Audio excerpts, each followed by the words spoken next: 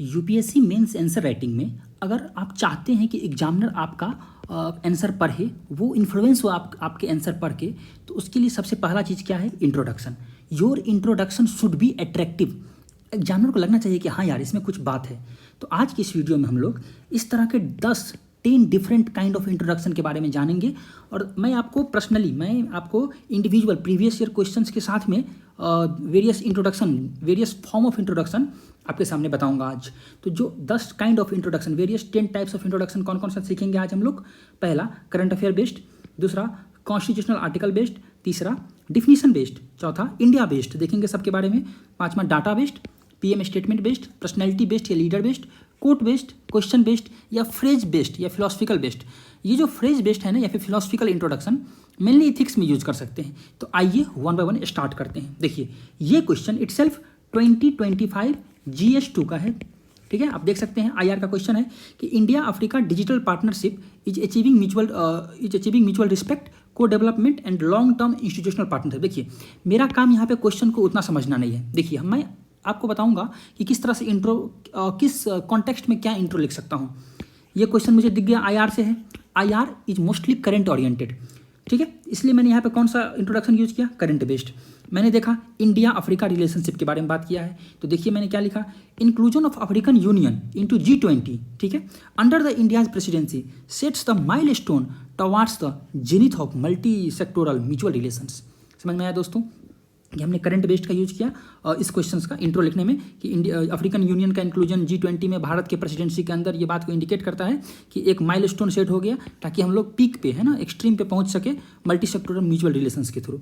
Okay, आइए next one is जो आपके सामने दिख रहा होगा आर्टिकल बेस्ड, ठीक है। अब देखिए आर्टिकल बेस्ड कहाँ यूज कीजिएगा? मोस्टली पॉलिटी के क्वेश्चन में। तो आइए देखते हैं, ये 2023 का क्वेश्चन है ना।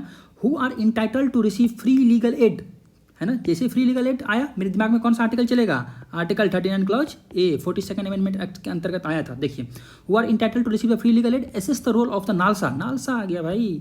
चलिए तो मैंने सोल्यूशन कैसे लिखा यहाँ पे इंट्रोडक्शन कि भाई 42nd अमेंडमेंट एक्ट 39A को ऐड कर दिया गया कहाँ पे? DPSP में, जो क्या बोलता है कि state should provide facility for the free legal aid to the individual to get the legal justice. तो आप देख सकते हैं कि जैसे ही मुझे आइडिया लगा नालसा का क्वेश्चन है, पॉलिटिक्स से मैं किसी आर्टिकल को रिलेट कर सकता हूँ, मैं आर्टिकल बेस्ड इंट्रोडक्शन डाल दिया। Third one is definition based. Simple है यार। देखिए क्वेश्चन कहाँ से आया? कॉन्स्टिट्यूशनल मोरालिटी, बहुत बार पूछा है यार यूपीएससी। तो जैसे ही क्वेश्चन आया कॉन्स्टिट्यूशनल मोरालिटी से, कुछ नहीं सोचना है, डिफाइन इट।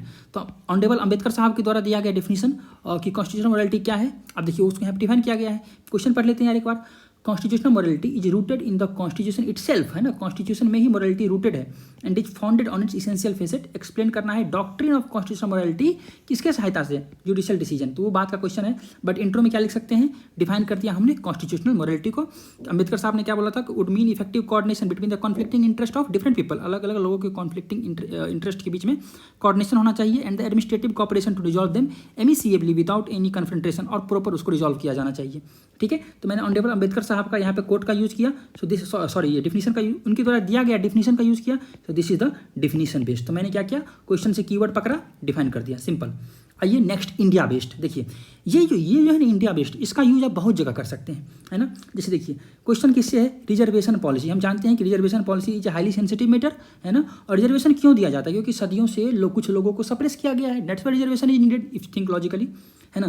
तो reservation policy is a logical and useful strategy. देखिए पॉजिटिव सेंस में क्वेश्चन बोल रहा है कि रिजर्वेशन अच्छा चीज़ है ना। तो उसी के अकॉर्डिंग मुझे इंट्रो लिखना पड़ेगा, उसी के अकॉर्डिंग आंसर लिखना पड़ेगा। तो reservation policy is a logical and useful strategy for ensuring justice and providing equal opportunity to the socially oppressed group.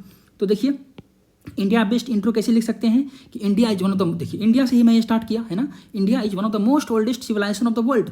लग रहा है करे ये क्या बात चल रहा है ना। अभी देखिए अभी क्वेश्चन से लिंक वहाँ पर देखिए, in which people are stratified into different hierarchy, मतलब अलग अलग स्टेटा में, अलग अलग ग्रुप में लोग सदियों से, जो वर्ना सिस्टम था, कास्ट एक्सेट्रा एक्सेट्रा, है ना। सम ग्रुप्स अमंग देम सफर सब्जुगेशन, है ना, कुछ को सब्जुगेट किया गया, दबाया गया, एंड मार्जिनलाइज्ड सिंस सेंचुरीज, कुछ ग्रुप्स को सेंचुरीज से मार्जिनलाइज किया गया। अब देखिए एग्जामिनर यहाँ से स्टार्ट करेगा, यहाँ तक जैसे ही पहुँचेगा समझ में आ जाएगा, oh he is talking about the reservation policy. कितना अट्रैक्टिव हो सकता है। नेक्स्ट वन इज पांचवा डाटा बेस्ड। सिंपल है यार, क्वेश्चन बोल रहा है कि what are the major challenge of PDS.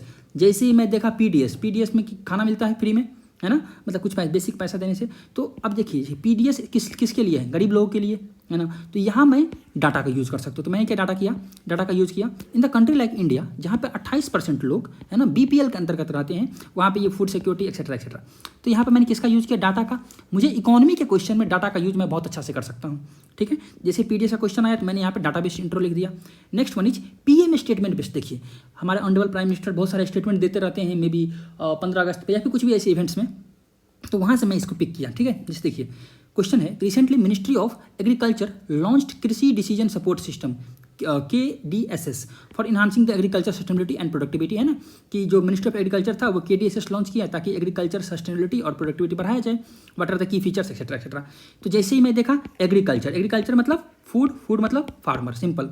तो प्राइम मिनिस्टर मोदी का स्टेटमेंट मैं कोट कर सकता हूँ, रिसेंटली PM मोदी से, देखिए क्वेश्चन में भी रिसेंटली, यहाँ भी recently, current affair linked, simple, और स्टेटमेंट भी आ गया। PM ने क्या बताया, he want to see India as a global food basket, Bharat को वो ग्लोबल फूड बास्केट के तौर पर देखना चाहते हैं। उसके बाद कितना अच्छा लाइन है, on every dining table of the world there should be at least one Indian food, हर डाइनिंग टेबल पे, हर दुनिया के डाइनिंग टेबल पे एक भारतीय फूड होना चाहिए। So this is the PM statement based intro.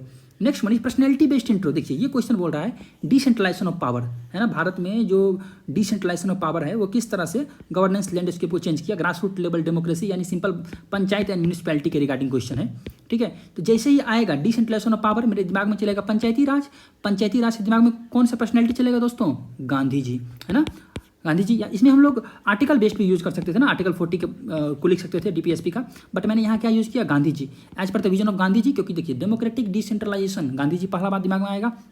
Honourable Gandhi ji जो कि UPSC का बहुत ही फेवरेट पर्सन है ना। तो as per the vision of Gandhi ji democratic decentralisation will be the true form of democracy in India, simple है यार। उसके बाद में 73rd 74th पे गया एक्सेट्रा। तो यहाँ पर पर्सनैलिटी बेस्ड इंट्रो लिख सकते हैं। देन कोट बेस्ड है। अब देखिए ये बड़ा इंटरेस्टेड है, कोट बेस्ड इथिक्स में बहुत यूज़ किया जाता है, यहाँ मैं ज्योग्राफी में यूज़ किया कोट बेस्ड का। कैसे, why India is considered as a subcontinent, geography की यार NCERT में 11th NCERT में लिखा हुआ ये बात कि इंडिया को सब कॉन्टिनेंट क्यों मानते हैं, what are the extent for etcetera. छोड़िए इसको, देखिए जैसे ही ये सब कॉन्टिनेंट वाला क्वेश्चन आएगा, नॉर्मल आदमी क्या लिखेगा कि इंडियन सब कॉन्टिनेंट में अलग अलग देश है, ये है वो है।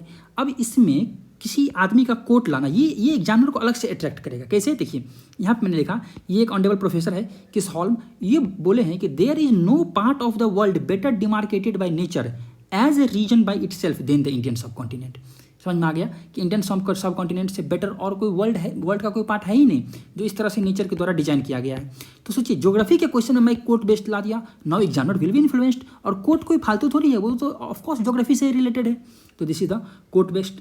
Last one is question based, simple है। देखिए क्वेश्चन बेस्ड में क्या करेंगे, क्वेश्चन के स्टेटमेंट का ही यूज कर लेंगे, है ना। देखिए यहाँ पर major hot desert of the northern hemisphere located between the 20 to 30 degree north and on the western side of the continent. अब देखिए ऐसे बोल रहा है क्यों, ऑफकोर्स ये PPK शायद 2023 में पूछा था ये क्वेश्चन।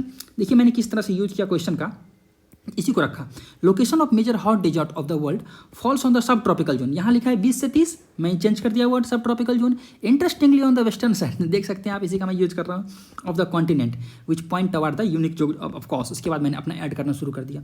सो दोस्तों, और एक लास्ट में था फिलोसफिकल बेस्ड, कॉमन सेंस है, वो इथिक्स में यूज करते हैं हम लोग, ठीक है। सो इस तरह से हमने आज की वीडियो में these 10 kind of the introduction का यूज किया। आई होप आपको अच्छा लगा होगा। आप इसमें कुछ और